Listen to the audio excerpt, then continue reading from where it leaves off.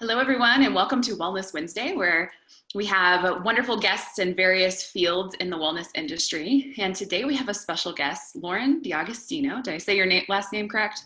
Yeah. Awesome. So she is a plant-based retreat chef and intuitive cooking coach. So welcome, Lauren. We're so excited to have you. Yeah, thanks for having me. I'm excited to share. Yeah. So a little bit about her. She's a speaker. She's an author. She actually has Cooking with Essential Oils book that's super handy guide.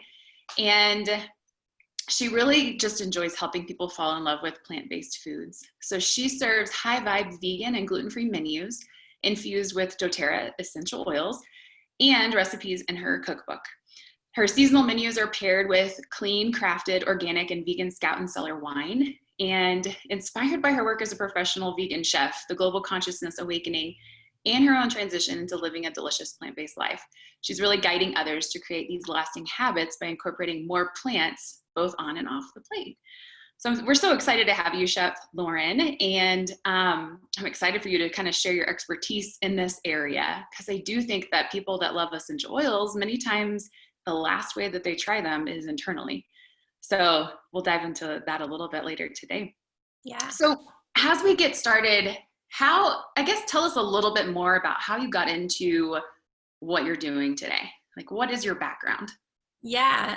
So my background actually is in pastry, which is a far cry from what I'm doing now. And after years of trying all different sorts of foods and really kind of being what you would call a foodie, I still am now, I guess, but I noticed that my diet of cake scraps and frosting and soggy French fries, like I noticed it wasn't working for me. I felt awful physically and energetically, emotionally, spiritually, just kind of felt numb. Like I just felt so out of touch with my own inner guide and my own energy source, really, and kind of that like powerful seat of positive emotion and drive for pursuing your desires and all of that. But I knew that it was possible because I was surrounded by some really cool people. They all happened to be vegan, but I noticed, I'm like, wow, what is this thing that all these people have going on? And it turned out they all had that in common. So I started to look at that lifestyle for myself. Again, I had dabbled in it a little bit in college, but I knew that if I were meant to transition to some version of plant-based or vegetarian living, that I'd have to be sustainable in my approach. So I took about 3 or 4 months to fully transition down a plant-based path, kind of to where I am now. And so what I use now with people who are also wanting to start to incorporate healthier habits, specifically with their kitchen strategy and with their food, wanting to go more plant-based or vegan, I enlist that same kind of strategy, understanding where you're at now and what objections you have to getting started on the path, and then also where it is you want to go. Maybe you don't want to be fully vegan, or you don't think that you can yet, or maybe that is what you want, right? So we have to know what both of those kind of GPS locations are so that we can craft that amazing journey to get there. Sometimes when think of how fun it is to go on a road trip. Yeah, you want to get to your destination, but it's also sweet to have the journey of the trip. So you can experience the very same thing, and it can be enjoyable, flavorful, fun, and you have to stay very graceful with yourself and compassionate, of course. But I guide people down that journey, whatever it looks like for them. More plants, the better. But fully or exclusively plants is not right for everyone. And then kind of on the other side, you mentioned the retreat chefing and things that I do. That ended up kind of in my lap by accident. I love holistic modalities. I love essential oils. I love all of these different, alternative healing modalities. And I thought, wow, I have this really unique gift of serving the food and doing so with love. And I just started to notice as I was talking about food, like I was using the terminology and the language and these metaphors that really resonated with the yoga community, the holistic wellness community. So I thought, that'd be a really cool thing if I am the private chef for these people. They can go and host their retreats anytime, anywhere, whether it's a retreat for the public or a leadership retreat, perhaps for a growing wellness team, whatever it is, whether it's in essential oils or other holistic businesses that are popping up, right? There's so much to share, and sharing food and sharing love in that way just like totally lights me up. So that's Yeah. sort of the longer version of how I got to where I am. Awesome. So you mentioned a few things about plant-based versus vegan. So can you dive a little bit into really what's the difference, and when you're working with someone, also what that looks like?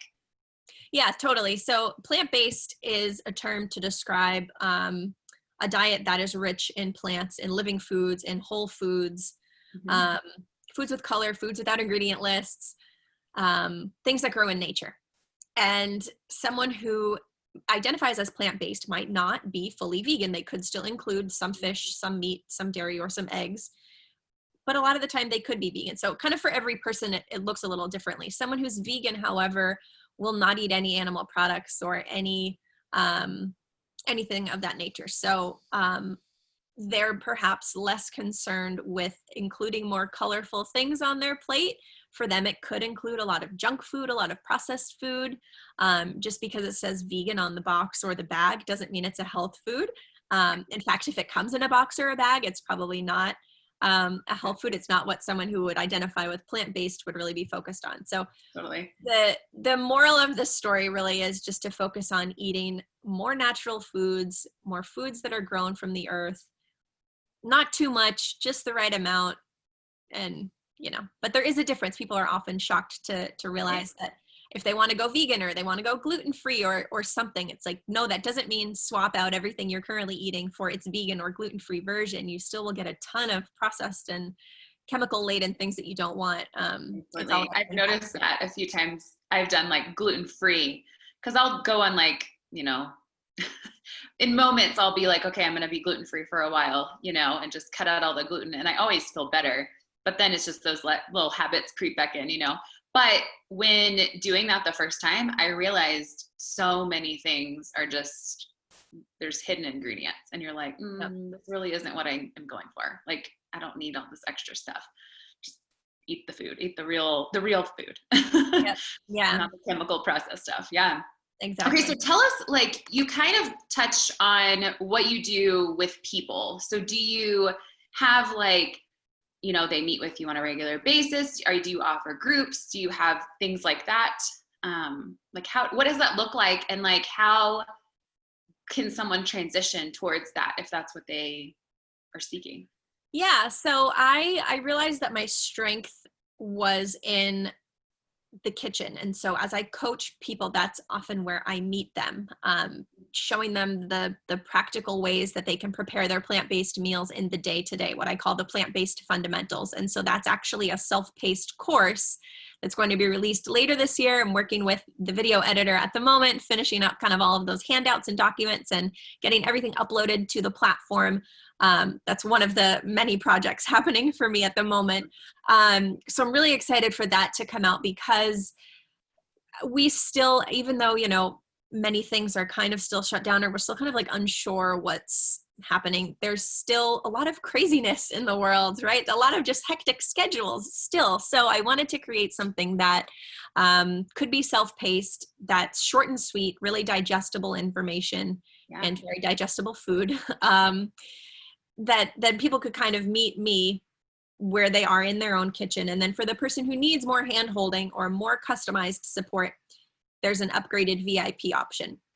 So for those folks, it does include, more one-to-one sessions, more actual tips on what it is they're doing in their own kitchen and that sort of thing. But I've got tons more coming down the pipeline, including another book that will kind of be a companion to the course. Yeah, I'm really excited about this method. It's kind of an intuitive based cooking strategy so that you really can embody what it is to be your own diet guru, your own food guru. We all know what it is our bodies want to eat and what we thrive on, whether that includes dairy or not, whether that includes meat or not, or gluten or not. We all hold that power within us. So that's kind of what this course aims to help people get connected to by way of delicious and easy food. Completely. Yeah. So I have so many questions that are like coming in my mind. So a lot of times people think, okay, if I'm going vegan or I'm going vegetarian, I'm limited to salad. like, and I think that a lot of people have this misconception that like you can't have, you know, delicious foods and yummy entrees.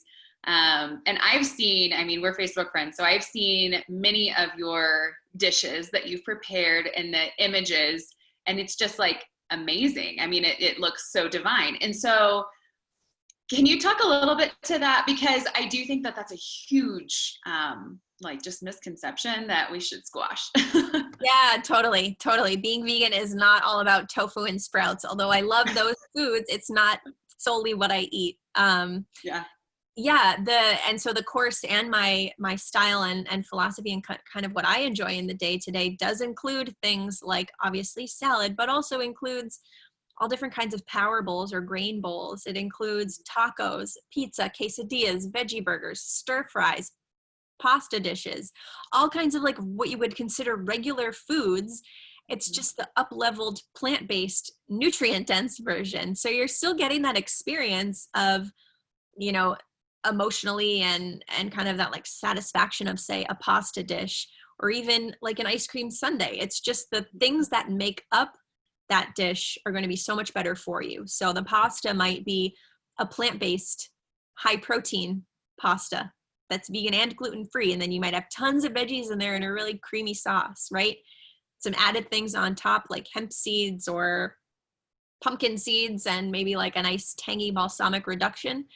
And then on the ice cream sundae, instead of ice cream, maybe it's like frozen bananas and other frozen fruits. And then you top it with nuts and cacao nibs and almond butter and like all sorts of other things. And so in both of those bowls, you get the experience of eating something that feels really bad for you, but it's actually really great for you. And so that's how you make this a sustainable and enjoyable and incredibly delicious transition. It's not about deprivation, and it's not about, oh, I can't eat that. I can eat whatever I want. Everyone can. It's making the conscious decision every single day that you deserve the best food, that your future self deserves to experience the best feeling body that you could possibly give it. That's why we reach for essential oils. That's why we reach for healthier food. It's why we reach for our supplements, right? Right. Totally. Yeah. Yeah. So let's talk a little bit about incorporating essential oils. So why might you want to cook with essential oils, and maybe share some of the top tips on how to do that?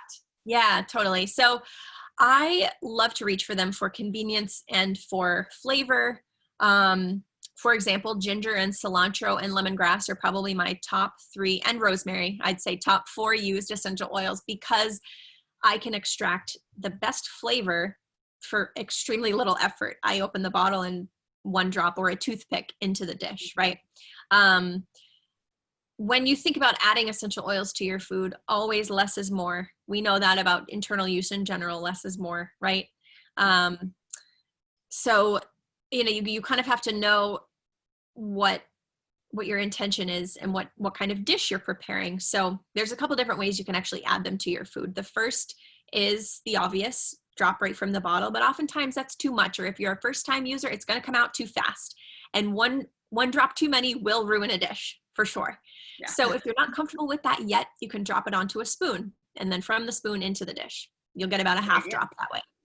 Yep. And just in case if more than 1 drop comes out, you know, you can maybe swirl it into a diffuser or something else. Yeah. If that still feels like it might be too much, you could always use a little pipette if you felt like it, if you had one around. You could also use a toothpick, a clean toothpick every time into the center of the bottle and then swirled into the food. And that works in things like soups and marinades, sauces, different things like that.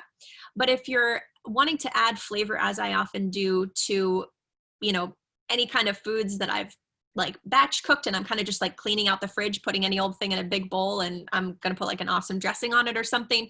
Sometimes I might need a little bit more flavor, in which case I'll reach for an essential oil seasoning salt. There's tons of recipes for these in the book.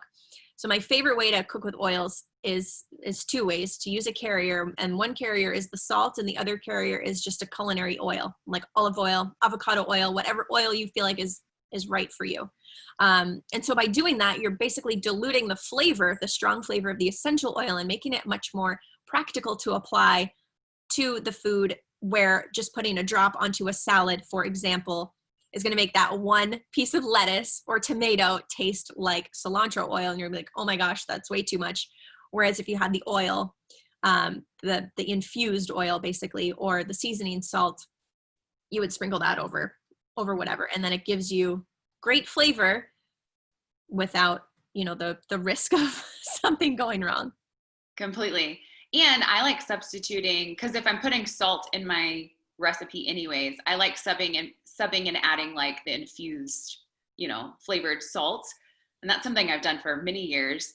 And that's really nice on like popcorn. That's really good on so many different things that have surprised me. Even if you're just, anything, literally anything you put salt on, you can add those oils into that salt and it's just delicious. So that's a super, super easy way for people, I think, to get started. That, and like you said, the infusing into like olive oil, they're doing like a, olive oil and vinaigrette type, dressing. You can always add whatever flavors you want into it. Yep, exactly. And the flavors do get stronger as they sit too. So if you're making something ahead of time, or a larger batch of something, just bear that in mind. And usually if I'm making something like a spinach pesto with basil essential oil or something, and I want to freeze it, I'll wait to put the basil essential oil in. Good choice. Like a good tip. Do it before you're going to eat it. Yep. So it's not sitting and more flavor comes out, because then you'll be like, whoa, that's a lot of basil. Yeah, exactly. For sure. For sure. So to wrap us up, what final tip do you have for, oil users that have been using oils, but they're just beginning to use them in cooking? What would be a good tip for that? Yeah, just to get started, just to start to experiment with what flavors you like. Of course, grab my cookbook from Amazon. You can use that as a guide. It's full of information and inspiration. So it's by no means an inclusive list of recipes that, that could use essential oils. It's simply a starting place. It's recipes that I wish existed, or that I kind of found I was making regularly, that I wanted to share with others, but also just selfishly have on hand for, different things that I was up to. So just get started. If there's an opportunity or a moment where, you don't have fresh lemon juice, try out using some lemon essential oil, add it into like a little bit of vinegar. Rice vinegar or white wine vinegar is going to be my favorite to use. And in a marinade, you'd never know the difference, right? So just start to look for those opportunities where you can choose cilantro essential oil or ginger essential oil, instead of maybe buying the fresh at the store and then watching it rot in your fridge, as I had done so many times. It's so convenient to use the oils, and we have them in our homes already. So it's great to bring them into the kitchen, even, as kind of part of your kitchen ritual too. Maybe you just start with like diffusing them in that space a little bit more, or, using them and cleaning your produce a little more if you're not doing that yet. Different things like that can kind of help to ease into what it looks like to cook with them. Completely. I want to talk a little bit about your cookbook to wrap up. I love, this is just an amazing feedback. I love that it's categorized by oil, because I think a lot of times you're like, what else can I do with that? And I just think that's a really good tip. So like there's basil, cilantro, etc. So that's a really nice way that it's easy to find what you're looking for. If you only have a handful of those oils that you would use in the kitchen, you really can go to the targeted recipes and be like, how can I incorporate more lemongrass in my dishes, etc. So I love that.